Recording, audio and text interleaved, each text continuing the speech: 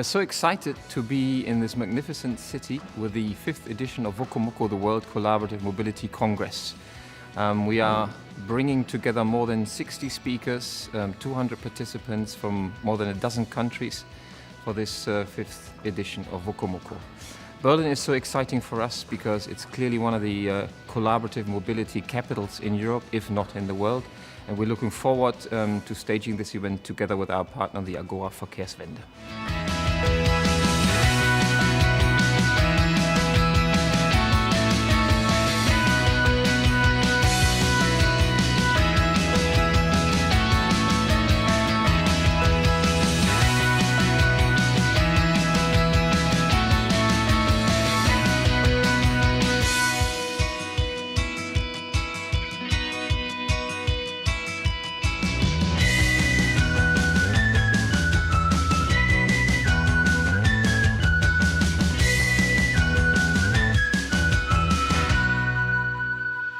Mobility is changing dramatically, and among the driving forces are decarbonization and digitization. But we believe that the sharing principle will be one of the driving forces, because there is a new generation who's used to sharing and dealing on the internet. So our business model will be a different one in the future. The decarbonization of transport, or as we say in Germany, die Verkehrswende, requires both the energy transition in transport as well as the mobility transition. The objective of the mobility transition is to decrease the energy demand in transport without limiting mobility. To achieve that, we do need a strong public and non-motorized transport system, but we also need shared mobility services to complement that. Against that background, we as Agora Verkehrswende are proud to be a co-host of this year's Wocomoco here in Berlin.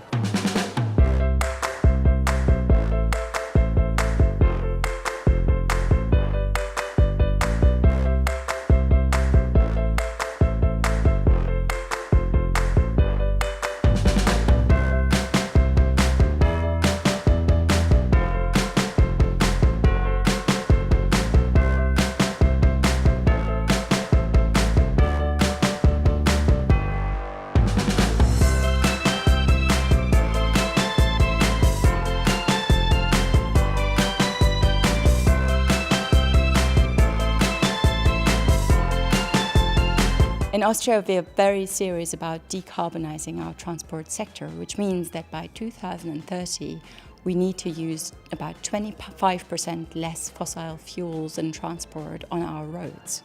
Collaborative mobility is certainly one of the very important measures we need in a whole set of measures to reach this objective.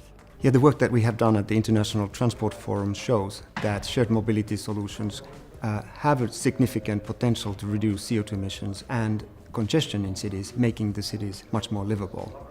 But they also have a potential to improve the access to citizens to their opportunities in the cities as well.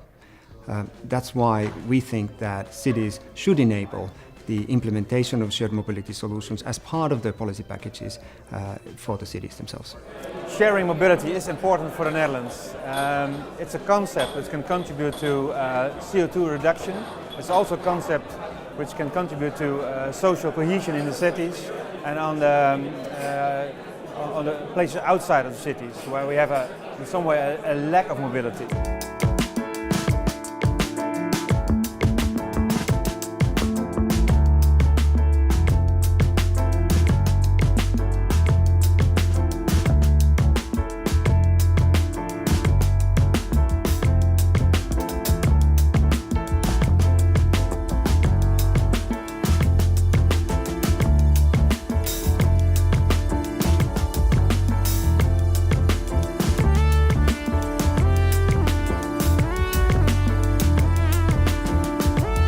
OFO is the first and largest non-docking bike sharing service, started in 2014 in China.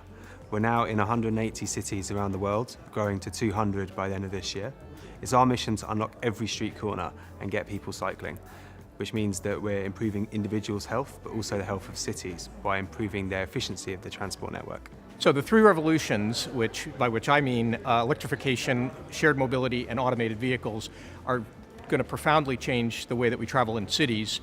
The problem is we really have no idea how, and the way they combine out in the next 5, 10, 15 years is really uncertain, and it will be very profound depending on how it plays out. But for example, I think if you have automated vehicles in households, you're going to see people driving even more. If we keep automated vehicles in fleets like shared mobility fleets, we have a chance of cutting travel. Autonomous cars will change our business model significantly. We believe that car sharing and ride hailing will merge if autonomous cars come into on the streets. But I think that we are very well prepared because of three things. First of all, we are part of a manufacturer, so we can, let's say, support the development of autonomous vehicles and give data and insights and know-how and experience to this development. Secondly, we know demand patterns, we know peak times, we understand where we need cars, and certainly we know how to manage fleets. The impact of collaborative mobility on public transit is going to be huge. There's no question. We recognized that in Canada several years ago when we restructured the Urban Transit Association to really try and become an integrated mobility association. Changed our vision statement to remove the words public transit and transport and replace them with integrated urban mobility. So I think the vision is there. I think the drive to evolve is there. Now it's a question of creating that mindset shift, that thinking, integrated thinking, that will transform the transit managers of yesterday into the mobility managers of tomorrow. And Wocomoco, to me, is really the cutting edge of dialogue in that space.